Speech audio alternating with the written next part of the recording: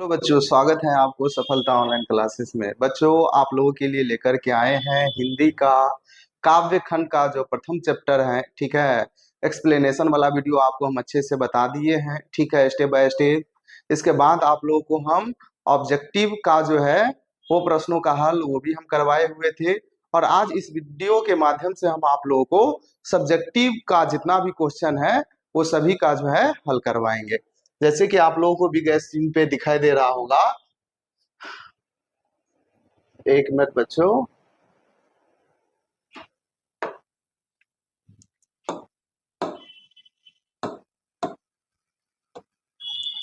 हाँ, जैसे कि यहाँ पे दिखाई दे रहा होगा बिहार इंटर परीक्षा 2027 हिंदी काव्य खंड करवक का सब्जेक्टिव। ठीक है, क्वेश्चन का जो है वो हल करवाएंगे। चलिए बच्चों, अब हम क्वेश्चन की ओर बढ़ते हैं। जैसे कि आप लोगों का पहला क्वेश्चन यहाँ पे दिखाई दे रहा होगा कि पद्मावत के कवि का नाम जो है क्या है। ठीक है, पद्मावत के कवि का क्या नाम है? तो पद्मावत के कवि का नाम क्या है बुआ? तो मलिक मोहम्मद जैसी। ये आप लोगों को हम कभी परिचय में बताए हुए थे बहुत अच्छे तरीके से। ठीक है, दूसरा नंबर क्वेश्चन क्या है? दूसरा नंबर क्वेश्चन है कि करवक के कवि कौन है? तो करवक के कवि कौन है? मलिक मोहम्मद जैसी साहब। ठीक है, या जो है आप जो है जैसी कह सकते हैं। ठीक, चलिए नेक्स्ट क्वेश्चन की ओर बढ़ते हैं। हाँ, अगला क्वेश्चन क्या है बुआ? अगला क्वेश्चन है मलिक मोहम्मद जैसी किस शाखा के कवि है? तो किस शाखा के कवि है? ज्ञान मार्गी शाखा के जो है मलिक मोहम्मद जैसी साहब कवि है। ठीक है, अगला क्वेश्चन है फूल मरे पर मरे नवासु का क्या तात्पर्य है? आप लोगों को लास्ट में हम बताए हुए थे। ठीक है, मतलब फूल मुरझा जाते हैं, मर जाते हैं, लेकिन आदमी का जो कृति है, आदमी की जो रचना है, कर्म है, वो जो है युगो युगो तक जो है ना जीवित रहती है। ठीक है, कहने का तात्पर्य ये हुआ मनुष्य मर जाता है पर उसका कर्म जो है वो रहता ही है। उसका कर्म जो है हमेशा के लिए सदा के लिए जीवित ही रहता है। ठीक है, नेक्स्ट क्वेश्चन क्या है? कवि ने अपनी एक आंख की तुलना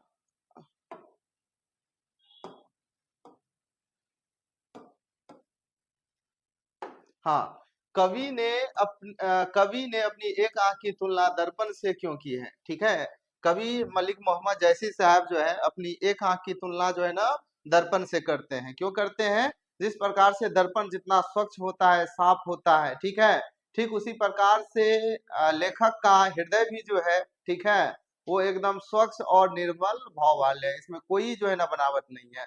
चलिए देखिए उत्तर जो है ना हम देखते हैं उसका क्या है।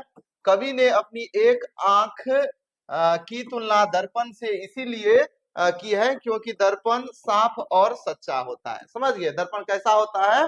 साफ और सच्चा होता है, इसीलिए अपनी आंख की तुलना दर्पण से करते हैं। उसमें उसमें जैसी चीज होती है वैसा ही जो है ना दिखता है। ठीक है, जिस वस्तु को जिस भी जो है ना चीज को आईने के सामने ले जाएंगे तो आपको हूबहू वैसा ही दिखाएगा।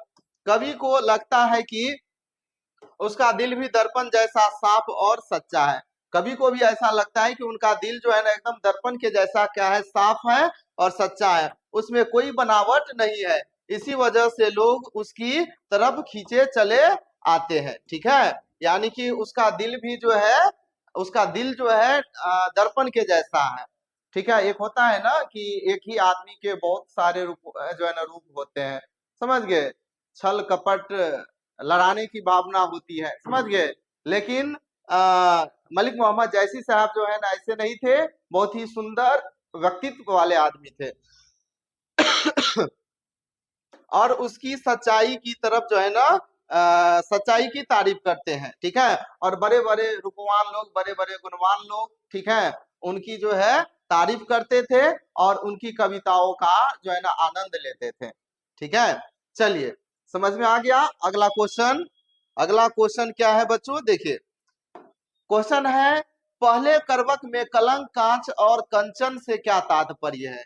यानी कि पहले करवक में, यानी कि ये जो करवक है पद्मावत से लिया गया है। यानी कि पहला करवक जो है कहाँ से, शुरुआत छंद से लिया गया है और दूसरा करवक जो है अंतिम पद्मावत से लिया गया है। ठीक है, देखिए इसमें क्या कह रहा है। कवि जैसी ने कलंक कांच और कंचन जैसे शब्दों का इस्तेमाल अपने विचारों को समझाने के लिए किया है। कवि जो है ना यानी कि कलंक, कांच और कंचन जैसे शब्दों का इस्तेमाल जो है ना अपने विचारों को प्रकट करने के लिए इस्तेमाल किए हैं। कलंक का मतलब है, यहाँ पे बिंदु होगा, कलंक का मतलब है चांद पर धब्बे होते हुए भी उसकी रोशनी कम नहीं करते। जैसे देखिए चांद, चांद में जो है ना दाग धब्बे होते हैं, है कि नहीं? ये क्या है? खराबी है, दोष है, लेकिन फिर भी दोष होते हुए भी जो है ना पूरी दुनिया को क्या करते हैं? रोशन करते हैं। ठीक है, उसकी रोशनी कम नहीं होती है। कंचन का मतलब है सोना, जो तपने के बाद और भी जो है ना चमकदार हो जाता है। कंचन का मतलब सोना होता है, जो तपने के बाद और भी प्रखर निखरता है उनका। ठीक है, इसके बाद है, इसी तरह अच्छे लोग के साथ रहने से बुरे लोग भी सुधर जाते हैं। नहीं कहते हैं जैसी संगति वैसी जो है ना रंगति। ठीक है, तो ठीक उसी प्रकार से जो अच्छे लोगों के समक्ष रहेंगे वो बुरे लोग भी जो है ना क्या हो जाते हैं? सुधर जाते हैं। कांच, कांच बिना तपाए सोने जैसा नहीं बन सकता, उसी तरह बिना मेहनत के कोई जो है बड़ा नहीं बन सकता है। कांच को बिना तपाए जो है, कांच बिना तपाए सोने जैसा नहीं बन सकता है। ठीक है, उसी तरह बिना जो है ना मेहनत के, ठीक है, बिना संघर्ष के कोई भी व्यक्ति बड़ा नहीं बन सकता है। इन शब्दों से कवि समझाते हैं कि जीवन में मेहनत और संघर्ष से ही जो है ना सफलता मिलती है। यानी कि इस करवक में लेखक समझाते हैं बिना संघर्ष के, बिना मेहनत के, ठीक है, आप कुछ भी जो है ना अचीव नहीं कर सकते हैं, आपको सफलता नहीं मिल सकती है। इसके लिए आपको तपना पड़ेगा, घिसना पड़ेगा। ठीक है, तब जा करके जो है ना आपको जीवन में सफलता मिलेगी। ठीक है, चलिए नेक्स्ट क्वेश्चन की ओर बढ़ते हैं। नेक्स्ट क्वेश्चन है बच्चों, पहले पहले करवक में व्यंजित जैसी के आत्मविश्वास का परिचय अपने शब्दों में उत्तर दे। ठीक है, यानी कि पहले करवक में जो जैसी साहब जो है आत्मविश्वास का परिचय जो दिए हैं वो कह रहा अपने शब्दों में बताने के लिए। ठीक है, देखिए कवि जैसी अपनी एक आंख से अंधेपन होने पर दुखी नहीं होते हैं। कवि है ना, यानी कि उनका एक आंख नहीं है, अंधेपन अंधापन का जो है ना मतलब यहाँ पे बात हो रही है, दुखी नहीं होते हैं। ठीक है, उनके अंदर आत्मविश्वास है और भी अपनी कविता के जरिए दूसरों की भलाई की बात करते हैं। समझ गए, उसके अंदर जो है ना कॉन्फिडेंस है, आत्मविश्वास है, ये अपने कविता के जरिए जो है ना दूसरों की भलाई की बात करते हैं। जैसे चांद पर धब्बा होने के बावजूद उसकी रोशनी पूरी दुनिया को जो है रोशन करती है। जिस प्रकार से देखिए चांद में दाग होने के बावजूद भी पूरी दुनिया को जो है ना रोशन करने का काम करती है। ठीक है, ठीक उसी प्रकार से वो अंधे हैं, ठीक है, एक आंख से वंचित है, लेकिन फिर भी जो है ना उनकी कॉन्फिडेंस, उनकी आत्मविश्वास जो है ना कम नहीं होते हैं। उनकी वो अपनी रचना के माध्यम से जो है ना पूरी दुनिया को क्या करते हैं? भलाई का काम करते हैं।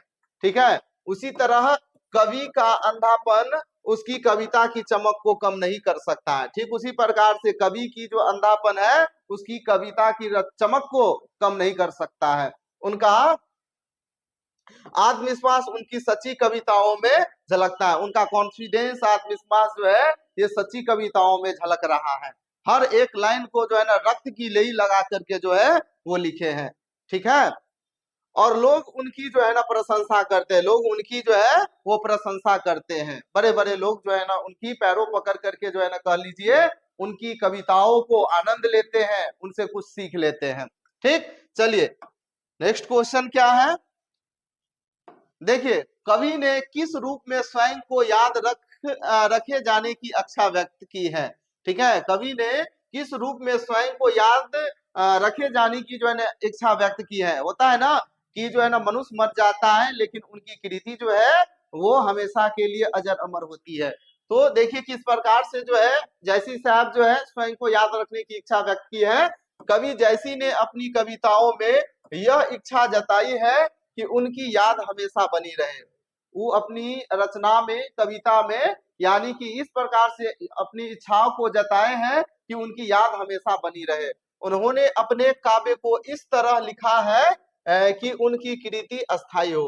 अपने काव्य को इस प्रकार से जो है ना व्यवस्थित किए हैं, लिखे हैं कि उनकी कृति जो है हमेशा के लिए अस्थायी हो जाए। उन्होंने अपने काव्य में प्रेम और विरह को सूफी साधना से जोड़ा है। उन्होंने अपने काव्य में, कविता में प्रेम और विरह को प्रेम को और विरह को जो है ना एकदम सूफी साधना से जोड़ने का जो है वो काम की है, ताकि उनका नाम और काम लंबे समय तक याद रखा जाए। उनका नाम लंबे समय तक, उनका नाम जो है ना लंबे समय तक याद रखा जाए। अगर वे सिर्फ साधारण प्रेम की कथा लिखते तो शायद उनकी कृति इतनी लंबी नहीं चलती। अगर वो जो है ना प्रेम के ऊपर, ठीक है, प्रेम कथा के ऊपर जो है ना अगर काव्य लिखते तो शायद इतनी लंबी जो है ना कह लीजिए कृति उनकी जो है ना नहीं चलती। ठीक है, चलिए समझ में आ गया। नेक्स्ट क्वेश्चन की ओर बढ़ते हैं। देखिए ये क्वेश्चन है, आपको भाव स्पष्ट करे, जो लम्ही आप डाम न होई तो लही सुगंध बसाई न सोई। चलिए देखिए, जब तक आम में डाब नहीं होता है, जब तक इसमें पेच नहीं होता है, तब तक आम में जो है सुगंध नहीं आता है। उसी को कह रहा है जो है ना भाव स्पष्ट करने के लिए। देखिए सबसे पहले उसको कैसे लिखेंगे। इस पंक्ति में कवि मलिक मोहम्मद जैसी ने एक गहरे विचार को जो है ना प्रकट किया है। ठीक है, वे कहते हैं कि जिस प्रकार आम में खुशबू तभी आती है जब उसमें डाब कोयली निकलती है, यानी कि आम में सुगंध या कोयली तभी आती है, सॉरी सॉरी माफ कीजिएगा, वे कहते हैं जिस प्रकार आम में खुशबू तभी आती है जब उसमें डाब कोयली आती है। ठीक है, वैसे ही इंसान के व्यक्तित्व में गुण तभी आते हैं जब वह संघर्ष और कठिनाइयों का सामना करता है। ठीक उसी प्रकार से इंसान में, ठीक है, गुण तभी आता है जब वो कठिनाइयों से लड़ते हैं, जब वो बाधाओं से लड़ते हैं। ठीक है, तब जो है ना उसके कठिनाइयों का सामना करता है। ठीक है, आम की मंजरियों से निकली डाब से ही आम खुशबू आती है। उसी प्रकार एक व्यक्ति समाज में सम्मान तभी पाता है जब उसमें गुण और कर्तव्य निष्ठा होती है। इन पंक्तियों का एक अन्य अर्थ भी है कि जैसे आम में पहले कांटे जैसे टोसे निकलते हैं, वैसे ही इंसान में गरिमा और गुण विकसित होने से पहले उसे कठिनाइयों का सामना करना पड़ता है।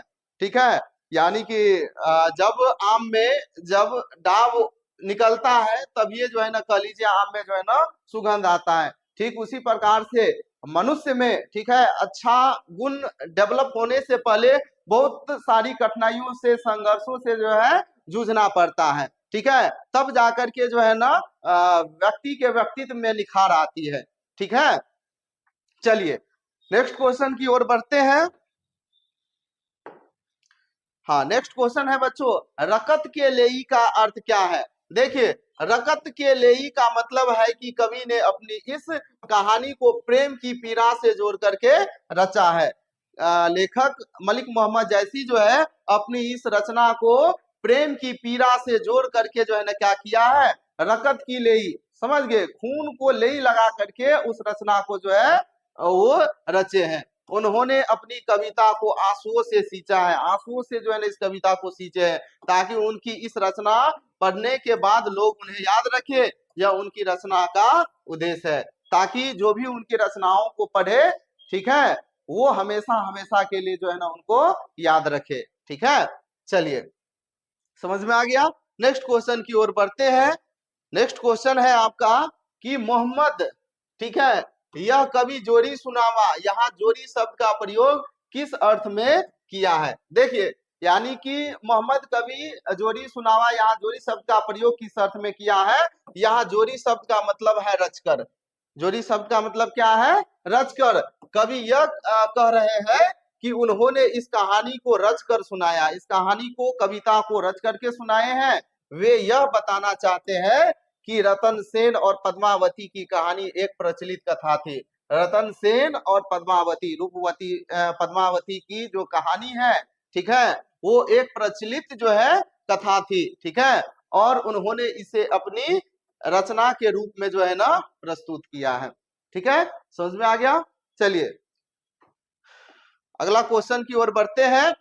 ये क्या आ गया, चलिए देखिए नेक्स्ट क्वेश्चन जो है आपका,